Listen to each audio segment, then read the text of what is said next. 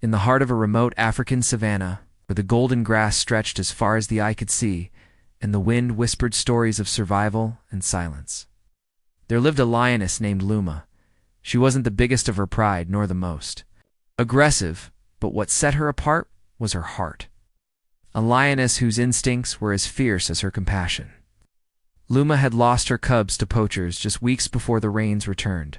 Her body had healed, but her soul was still hollow. Each night, she would return to the den she had dug under the thick acacia bush, sniffing the ground where her cubs once played, ears twitching at every distant cry that might echo theirs. But they never returned. Only the silence did. Miles away, in a different world of chaos and human tragedy, a small baby cried in the arms of a dying mother. She had been fleeing war, fleeing hunger, fleeing something she had no power to stop. The baby no more. Then a few weeks old, was wrapped in a thin cotton sheet, his cheeks sunken but his voice strong. The mother, exhausted and wounded, could go no farther. In her final breath, she laid the baby beneath a tree and whispered something no one would ever hear. The baby wailed through the night, his cries lost in the wind, carried across the savanna like a prayer too desperate to be ignored. And somehow, Luma heard it. She was hunting, not for food she hadn't eaten in days, but to fill the empty space within her. The sound of the baby's voice startled her. It didn't belong here. It wasn't prey nor predator. It was something else. Something familiar. She crept toward the sound cautiously, her golden eyes low to the ground, every step silent but calculated. And there, beneath the baobab tree, lay a crying infant, red-faced and trembling. Luma stared for a long time. This wasn't her world. This was man's world, the world that had taken her children. But as the baby cried louder, her instincts shifted. A part of her stirred, primal. Maternal pulse, she thought, was gone forever, beat again inside her chest. She nudged the baby gently with her nose. The child quieted for a moment, looking up with wide, tearful eyes. Then, against all odds, the baby reached out and touched her muzzle. No fear, just a tiny hand seeking warmth, and that was all it took. Luma lay beside the child and began to lick his tiny head gently, as she had done with her lost cubs. Her warmth enveloped him. Her breath kept the night chill away, and by dawn, the baby was no longer crying. He slept soundly in the arms of Lioness. Days passed. No one came for the child. Luma took him back to her den, hidden among thickets, where even hyenas hesitated to follow. She kept him close, fed him what she could, hunted small game, and brought warmth through her body. The baby began to respond, as following her movements, cooing at her purrs, reaching out to her tail like it was a toy. The pride didn't understand when Luma returned to them with the human infant nestled on her back. The others growled with confusion, but they did not attack. Something about the way Luma carried the child, gentle, protective, unquestioning, made even the most dominant male pause. And so, the baby lived among lions. Birds watched with tilted heads as the strange new cub giggled in the tall grass. Jackals stayed away, puzzled by the human scent surrounded by lion musk. The baby laughed for the first time beneath the sun, as Luma batted a feather toward him with her paw. He was growing stronger, but beyond the wilderness, humans had begun to notice. Rangers found the remains of the baby's mother near the edge of the parkland. They followed the signs, the trails, the strange paw prints alongside tiny footmarks. They thought it couldn't be, until one day, a photographer captured an image that stunned the world. Lioness licking the forehead of a human baby as he slept in her arms. The news spread like wildfire. The lioness and the child became a headline that ignited hearts across continents, but no one could reach them. The area was dangerous, and Luma was fierce in her protection. Any attempt to approach was met with snarls and warning roars. This child, though born human, had been accepted as her own. Deep in the bush, Luma taught the child how to crawl by showing him her gentle strides. She brought him leaves, feathers, small soft things that made him giggle. She growled at snakes, snapped at scorpions, and never let him out of her sight. But the world does not leave miracles alone for long. As the international attention grew, so did the pressure to retrieve the child. Experts debated ethics, journalists speculated on fate, and search teams mapped the land. But no one asked the child what he wanted.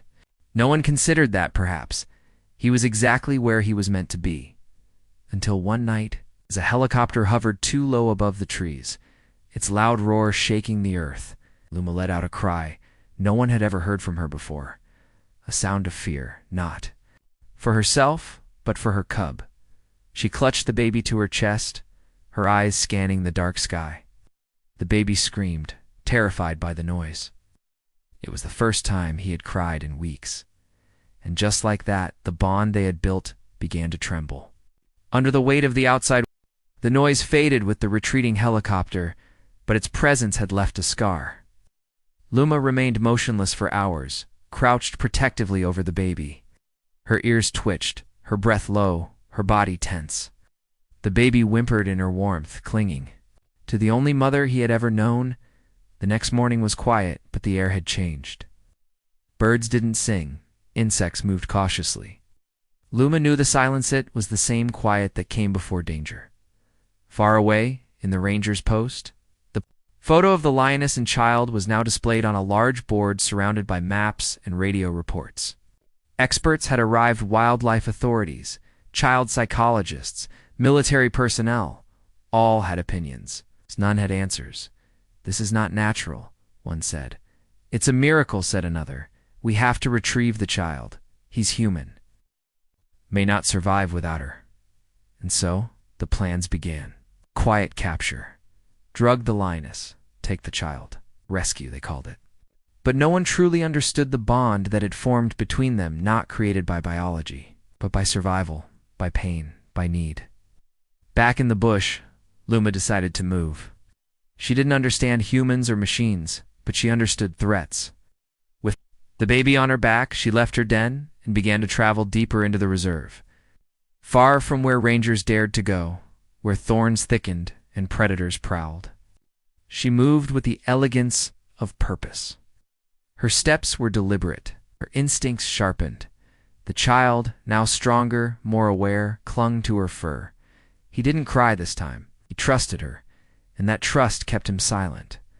As they crossed a shallow stream, Luma stopped and lowered her body so he could crawl into the water. He giggled as the cool water touched his hands. She purred softly, her tail swaying, watching for crocodiles. Then, as if sensing time was short, she licked the water off his skin and continued the journey. Days passed. They traveled in the dark, slept in hollows, moved again before dawn. Luma was changing thinner, wearier, but she never left his side. She hunted only enough to stay alive. Her cub was her only purpose now. But even in the heart of the wild, man finds a way. One morning, just after sunrise, the baby crawled from Luma's side and began babbling to a butterfly. His voice echoed gently in the air. That small sound, and nascent playful, was enough. A hidden motion-activated drone, launched days ago, detected him and transmitted his location. They were found. This time the team moved fast.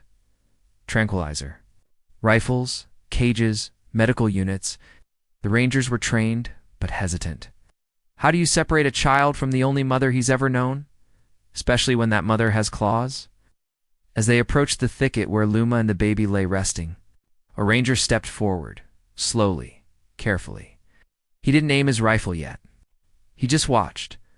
What he saw would stay with him forever. The lioness nuzzled the baby awake, gently placing her paw around him like an embrace. The baby cooed, reaching up and touching her ear. She leaned into his touch, her eyes half closed. Lost in that moment, there was no fear. It's only love. The ranger lowered his weapon, but the others didn't. A dart flew silent, fast striking Luma's shoulder. She roared in pain, jumping up in confusion. The baby cried out. Another dart struck. Luma stumbled, eyes wide with fear and betrayal. She tried to stand, to protect him, but her legs buckled. She collapsed beside the baby, her breath shallow, eyes locked on the humans surrounding them. The baby crawled onto her chest, burying his face into her fur, sobbing. Das. She licked his head. Once, weakly, then closed her eyes. They called it a successful operation. The baby was taken. Luma was sedated and transported to a rehabilitation enclosure. Cameras surrounded both, but nothing about it felt like victory. In the hospital tent, the baby cried endlessly. No milk bottle, no warm blanket, no gentle voice could calm him.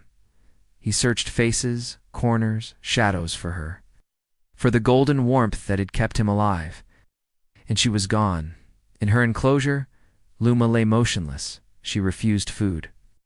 She stared at the bars, the walls, the sky above, but her heart was no longer here. Her cub had been taken, and she did not understand why. For days they remained apart. Then one night, a volunteer, Nurse Youngkind, and unsure of the rules, made a decision. She had watched the baby cry himself to sleep for too long. She had read the reports, seen the videos, heard the stories. She couldn't take it anymore. She carried the child quietly through the compound. The moon was full, lighting the path. She reached the lioness's enclosure, unlocked the outer gate, and stepped just close enough to place the baby near the bars. He didn't cry. He just reached his hand through the bars and made a soft sound like a purr, almost Luma's ears. Twitched. Slowly, painfully, she stood. Her eyes found him. The moment they saw each other again, something shifted in the air. The baby smiled for the first time since they were separated. Luma approached the bars, nose gently touching his hand. She let out a low, soft rumble, and just like that, the world melted away. Within hours, word spread of the reunion. Some called it madness. Others called it mercy. But everyone watched in silence as the baby was placed inside the enclosure, temporarily, cautiously under watch. Chan Luma, still weak, curled herself around him as though he had never left. She licked his cheeks. He fell asleep in her arms. It was then the world realized this was no accident of nature. This was not a mistake or an anomaly. This was love in its most primal, pure form, and no cage could. The world didn't know what to do with what it had witnessed. Scientists, wildlife experts, governments, they all debated what was right. Should the child be raised among humans, or should he stay with the creature who had mothered him through the most fragile months of life? But the boy didn't care for debates. He only cared for the lioness. They let him stay with her during the day, always under strict supervision. At night, he was taken back to the human camp, where he'd cry for hours before falling asleep on a blanket that smelled like steel instead of fur. But every morning, his eyes lit up the moment he saw her again, and every time Luma saw him approaching. She rose and let out the softest sound a welcome, a heartbeat made vocal. He no longer needed to be carried. He walked now, wobbly but determined, and always toward her. Their routine became a sacred ritual. She would lick his hair gently as he babbled stories and sounds only she seemed to understand. He'd sit between her paws and point at the sky, and she'd follow his hand. As if she understood he was showing her something important. She didn't growl anymore, not unless someone tried to pull him away too fast. She didn't eat much, but she began to grow stronger, not from food, but from him. But the world beyond their enclosure was not so gentle. Plans were being made behind closed doors. Authorities discussed adoption, guardianship, legal status. The child had no papers, no name, no past. But people were lining up to decide his future. Some claimed he belonged to the human world now. Others said he needed to be rehabilitated before it was too late.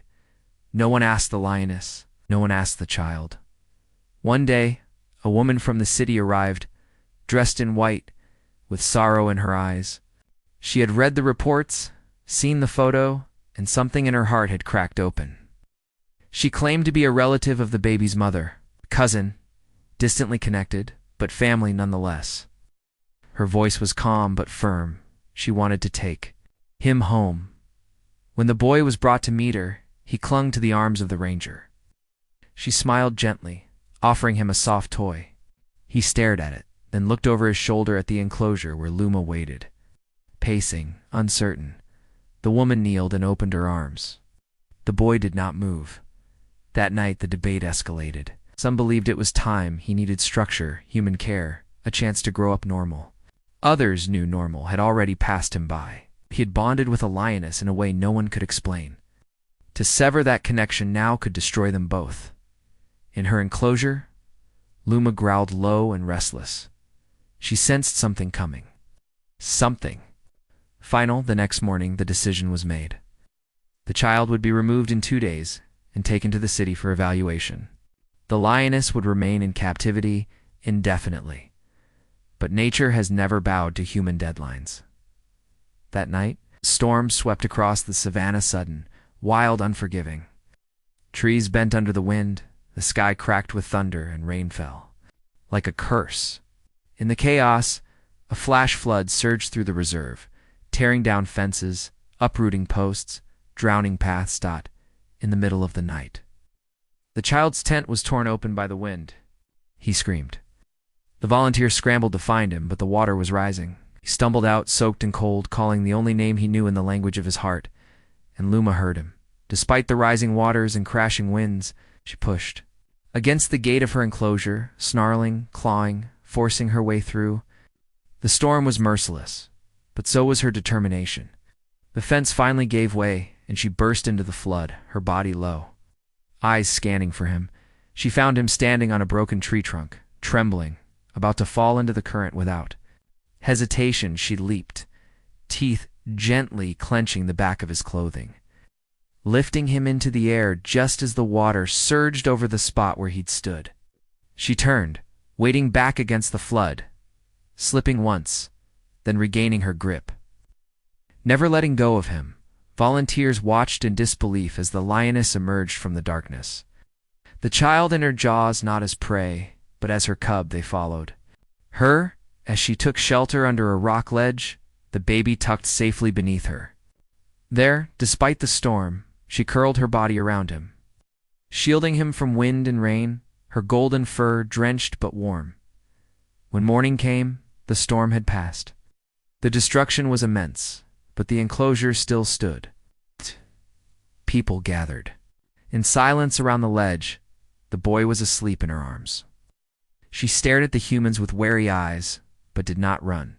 She had done what she was born to do, protect her cub. And finally, the humans understood, not through lectures or studies or policies, but through a storm. The woman in white stepped forward. She looked at Luma, then at the boy. Slowly she placed the toy on the ground and took a step back. "She's his mother," she whispered. "For now, maybe forever, we can't take that away from them." That day, the authorities made a different decision. One not from the mind, but from the heart. A new sanctuary was established, bigger, natural, with no steel cages. It would be home to both of them, okay? A place where human and lion could exist not as enemies or curiosities, but as family. The boy would live there, surrounded by caretakers and wildlife specialists, not to train him away from the lioness, but to protect the bond between them. To let it grow in safety, Luma thrived. Her eyes sparkled again. She hunted freely within the sanctuary, returning each day to find the boy waiting for her with wide eyes and eager laughter. They rolled in the grass together. She nuzzled his belly, until he shrieked with joy. At night, she lay beside him in a warm shelter built just for them. He began to speak, not just babble, but words. And the first word he ever said was not mama. Time flowed like the river that once tried to take him. Seasons shifted. Trees blossomed and withered, rains came and went, but inside the sanctuary, something extraordinary was taking root. A boy raised by a lioness, the lioness who found her heart in a human child. He was now walking confidently, laughing without fear, his hands always reaching for Luma's fur, his tiny voice calling out to her even in sleep. She responded to his every call, every whimper, every change in his tone. No one taught her, no one needed to. She had become a mother not by nature's definition, but by choice, one made silently in the grass the night she first found him. Caretakers built their days around the bond. They created play areas, safe paths, and resting grounds. The child, now officially named Eli by the woman who first came forward as a distant relative, would begin each morning with a walk beside Luma, hand on her leg, wobbling sometimes, but never falling because she was always there. Eli began to speak more. Not many words, but enough. He named birds, he named trees. But Luma was not just a name. She was his world. They played games he invented, and she instinctively understood. He'd hide behind bushes, and she would pretend not to see him, until he squealed in laughter. Sometimes she'd chase butterflies just to make him clap. Sometimes she'd lie down and let him climb onto her back, his laughter echoing across the savannah. It was unlike anything the world had ever seen. Tourists were never allowed in. This place wasn't a zoo. It wasn't an exhibit. It was a sacred bond, one that scientists now studied with awe, but didn't dare disrupt. Psychologists came. Biologists came. All left speechless. Eli didn't behave like a feral child, nor like one completely removed from human contact. He was something in between, wild and free, yet thoughtful and tender. He didn't fear animals, he respected them. He didn't cry for gadgets or cartoons. He cried only when Luma was out of sight for too long, and She was growing old. Her steps were slower now, her hunting less frequent.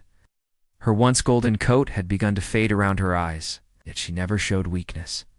In front of him, never once did she fail to nuzzle him when he needed her. Even when her legs ached, she stood beside him like a sentry. Eli noticed. He sat beside her longer. He no longer tugged at her tail or ran circles around her. He would instead stroke her side gently, whispering things only she understood. Then came the morning when she didn't rise. The sun had just painted the sky when Eli came running to the edge of the shelter, calling her name. Luma lay still under their favorite tree, eyes closed, chest rising slow but steady. She opened her eyes when she heard him, and for a moment, something in her gaze said goodbye without speaking it. Eli walked to her slowly, and she rested her. Head on his lap, he stroked her ear gently, quietly. The caretakers kept their distance. She was tired, not in pain, just ready. He lay beside her, wrapping his tiny arms around her neck. No crying, just silence. The kind of silence only found between souls who understand the weight of forever. She passed that evening. Under a sky filled with stars, the sanctuary held a vigil. The staff, the caretakers, the woman in white, they all gathered around the tree. Eli, too young to understand death, but old enough to feel it, refused to leave her side until she was buried. She was not placed in a grave. She was laid to rest, beneath the very tree she had first sheltered him under. A stone was carved and placed by the roots. It didn't say much, just her name. Luma, the lioness who loved Eli, changed after that, but not in the way most expected. Into grief. He didn't cry endlessly or withdraw. Instead, he grew more aware, more kind.